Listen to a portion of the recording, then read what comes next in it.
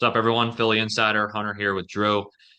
We are a little late reacting to this, but we wanted to get a video out on the Max Kepler signing. The Phillies have signed him to a 1 year deal worth $10 million, similar to the Jordan Romano signing, low risk, high reward type of deal coming off an injury.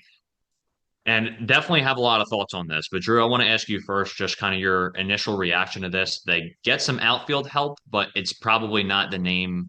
There's probably a lot of other names people were hoping for, and I'm sure this doesn't excite the fan base too much. But I think as far as Kepler goes, he's a fine player. It's just not going to really make a massive difference for the Phillies.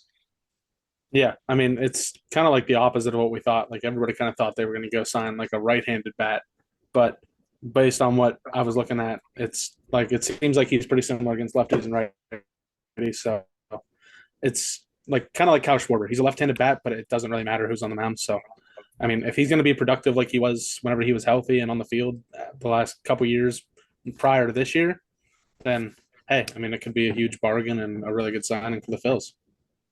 Definitely, yeah. He's kind of fluctuated versus lefties and righties, and over the past few years, he's been mostly fine versus lefties. Like I think this past year, he was much better against the lefties for whatever the reason. And then I think the year before he wasn't better against lefties, but he still had a 750 OPS against lefties. So I'm not super concerned on that front. And as far as his approach at the plate, I mean, yeah, he didn't have a good year this year. There's no hiding that. And honestly, in 2022, he didn't have a great year either. But he doesn't chase. He walks a lot. He's been like a 10 to 11% walk rate guy his entire career, pretty much, outside of like this past year. And that's something we've been begging for the Phillies to get in any outfielder they were going to acquire. Which even Austin Hayes, like I think there were some positives to draw when they initially added him, where it was like, okay, he does bring this that they could use. Obviously, it didn't pan out, but he wasn't really like a big on base percentage guy. And Max Kepler is not only an on base percentage guy, he puts the ball in play too. Like he really doesn't strike out all that much. Yeah. And I think that's a balance the Phillies need. They needed someone to kind of bring that balance at least to the bottom of the order. So he's probably going to slide in anywhere like 5 to 9. I'm not sure exactly where they'll want to put him, but and that depends on how he plays too, of course. But as far as his approach goes, I mean, I really like him at the plate. And I think another thing I want to bring up too is torque factor. Like in target field, he's not like necessarily like a pull heavy hitter, but he does pull like 40% of the time. So, a lot of his extra base hits are probably going to be to the right side. And they do have a shorter distance to right field. It's like 328 compared to Citizens Bank, which is like 330, essentially the same thing. However, I think the wall is 23 feet high. And at Citizens Bank, it's like 13.3 feet high, which that could definitely add some extra home runs to his total for the year. So hopefully that helps him a decent bit. He at one point hit 36 home runs in a year. So I'm not expecting him to do that. I don't really think he's going to have really incredible numbers. I just think maybe that adds a few more home runs and that makes a difference and a few wins for the Phillies. I don't know. But I do think that from a hitting perspective, I think his floor is higher than most guys just because of the approach he has at the plate. And I think that'll help the Phillies a lot in that regard. Yeah, I mean, I think generally the Phillies have done a pretty good job keeping guys healthy, and when Kepler's been healthy, he's been a good player from everything that I've seen and heard and what seen on Twitter, whatever it may be. Like every time he's been healthy, I mean, he plays a lot of games regardless, like we were talking about before we started recording. But I mean, if you can play him for 150 games, and like if you need to platoon him a little bit, it's fine, whatever. But I think if you can get him to play 150 games, and this contract's probably going to be worth every penny because he's very high upside, but it's only $10 million, so it's pretty low risk. So I mean, it's kind of like Yeah. what Witt was last year, and it possibly can't be worse than Witt was. So I mean, it's kind of like a high floor, low like high ceiling kind of deal, I guess you could say. So I mean, it's definitely going to be a curious case. Yeah, and if you remember, like I came out on the Whit Merrifield deal, which I wish I could go back in time and tell myself not to, because originally I did not like it very much, and then it did pan out that way. This deal I do kind of like, and again, if I'm saying it from the perspective of would I have rather had pursued other guys, yeah, there's plenty of other names that were available this offseason that I probably would have rather had over him. But one of the guys I did have some interest in this year was Jerks and Profar, and I think this is like this is like the bargain deal version of Jerks and Profar, where it's you're not going to spend what he's probably going to need because Profar needs to capitalize. He got 1 million last year, and he's coming off one of the best years, probably the best year of his career by a lot. So he needs to capitalize, and it'd make more sense for him to go back to San Diego anyway. I'm not saying that Kepler is going to do what Profar did last year. It's just they were very similar in that they get on base, they put the ball in play, that type of thing. And to that note, if we're comparing the two, Kepler's a much better defensive player. Now he hasn't played left field in the majors at all, so he's probably going to have to play there primarily. That's going to be his primary position as a Philly, because Nick Castellanos is much more comfortable in right field. But I think he will adjust. Like Todd Zalecki in his article noted that he is in the last, I think, 9 season, he's first in outs above average among right fielders, and he is fourth in defensive runs saved. So that's legit. I mean, obviously he can move around. I don't think he's quite as good as he used to be out there. I mean, he's 32 and he's had some injuries, but I do still think he's an above average defensive outfielder. And I don't think left field will pose too many challenges for him in Citizens Bank Park. Like it's not quite as tough to play left field over there. Um, Now, Reese Hoskins would beg to differ, but that was that's on the front office for that experiment. But and also I saw Yeah, that seven of his 14 career errors came in 2016. So he really hasn't had many issues out there, like not many miscues out there in the last like 8 seasons. So I'm not super concerned about him. And he had a 992 fielding percentage career wise in right field. Like I think he'll be fine. I think he'll manage out there. So defensively, I think that's also like a plus is that you're not just getting a guy who has a pretty good approach at the plate, but he's also going to probably help you a decent bit in left field. And it's not going to be like, oh, we have to play Rojas in center field because the guy in left field is a detriment. Like, no, that hopefully shouldn't be a problem. We'll see how we adjust to left field, but I think he'll get the hang of it. It's just kind of flipping things a little bit. It's not really like in football where you play left or right tackle and it's like writing left-handed if you don't play the one side. Like I don't think that's quite how it's going to be in baseball. I can't speak to it too much. Like I've done it, but like I didn't do it at the major league level, so I don't know. But that is nice that he's at least had a good track record defensively. yeah, and I think being that he throws left-handed, having his glove on the right hand in left field is going to be maybe a little bit of an advantage for balls going down the line. But Yeah, maybe who knows. But like you said, it's kind of like it feels like it's a little bit more like you can go play left field if you can play right field than it would be like in football, like you said, with the tackles.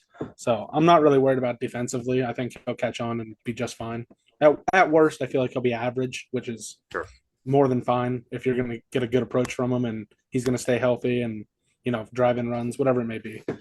I think as far as the lineup goes, like sorry to like backtrack a little bit, but No, go uh, for it. I think he's like probably going to hit somewhere around where Stott hit last year because Stott struggled a lot. So maybe they'll move him down in the Yeah. lineup and give Kepler a shot in that spot and let Stott kind of relax a little bit and hopefully get Stott on a roll next year because we need more out of him. So I think it's going to be helpful in that way. Yeah. Yeah, and if you are kind of worried about the Whit Merrifield effect too, something that I mean, this was common sense, but it just kind of came to mind. Like he wasn't playing every day either. I think Kepler's probably going to play mostly Yeah, every day, as long as he plays well. I mean, obviously, he doesn't play well, that's going to change. But I do think he was signed here to play pretty much every day, and I'm sure they'll mix it up occasionally with like Marsh and Rojas a little bit, but Kepler is definitively your second best outfielder now. I don't know how well he's going to play this year. I'm not trying to make some big prediction that he's going to be excellent, but that's more just it's more a negative look on the rest of the outfield than it is a good look on Kepler when I say that. And the only other yeah, thing is like you said, he's while he's been hurt, he's played over 100 games, I think, every year of his career except the COVID year. Now, he did have left patellar tendonitis last year, and I think he had another hip injury as well. Like the injuries have definitely been kind of ramping up lately. So that could be an issue, but that's why you sign him to a 1 year deal. yeah, Again, I'm not saying this was the guy for the spot. I'm just saying you can understand why they signed him. I think Kepler himself makes sense. Um, I think overall, though, like while I do like Kepler as a player, and he was someone who I was kind of looking at last year as a trade candidate, wasn't my first choice, but um, it's just I think the bigger problem is that it's just not going to move the needle. I think part of that is also the team itself needs some of their guys to perform better too. So it's not even really on Kepler. It's just some of the guys in house aren't performing as well as they need to for us to actually move the needle. And also, they still don't really have like that big power right-handed bat to hit in the 4 hole right now, and that's an issue. So, and I don't know if they're going to get that this year. That they might this might be the move. And unless they move a couple other pieces around and shuffle things, which I don't really anticipate that happening necessarily. And I don't think they have a ton of wiggle room right now with trade pieces and such. I just don't think it moves the needle. But I do think he's going to be a productive player, and I think he'll be a good contributor for us. Yeah, I mean, I think the only possibility as far as like getting a right-handed bat for the outfield would be if you have to move Bohm to get one, like put him in a package with maybe another prospect and get a decent right-handed outfield bat. Because eventually, in the next year or so, they're going to have to make room in that infield for Aiden Miller. I mean, they're not going to hold that guy in the minors. He's too good of a player. So I think that's one of the main reasons they're shopping Bohm this offseason because they kind of have to plan for the future a little bit while also contending right now. And Bohm, his value is not like through the roof or anything, but it's higher than it's been in the last few off seasons. So I think that's going to be the number one key to whether they get an outfield bat or not, because they're going to have to free up a roster spot for Aiden Miller whenever it comes time.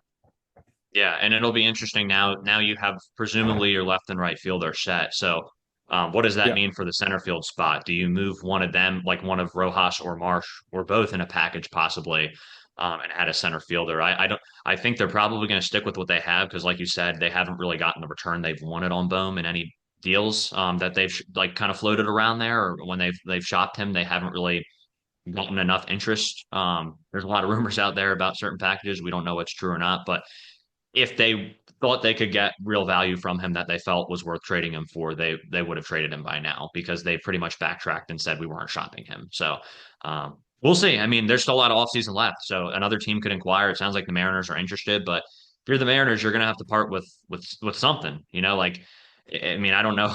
I don't know who they would give up. They Yeah. have a lot of good young pitching talent that I don't think they'd want to part with for Boom. And I don't know really what would make sense as far as a Bohm trade with them. Maybe Andres Munoz, who's the closer, but I don't think they would want to do that either. He's young.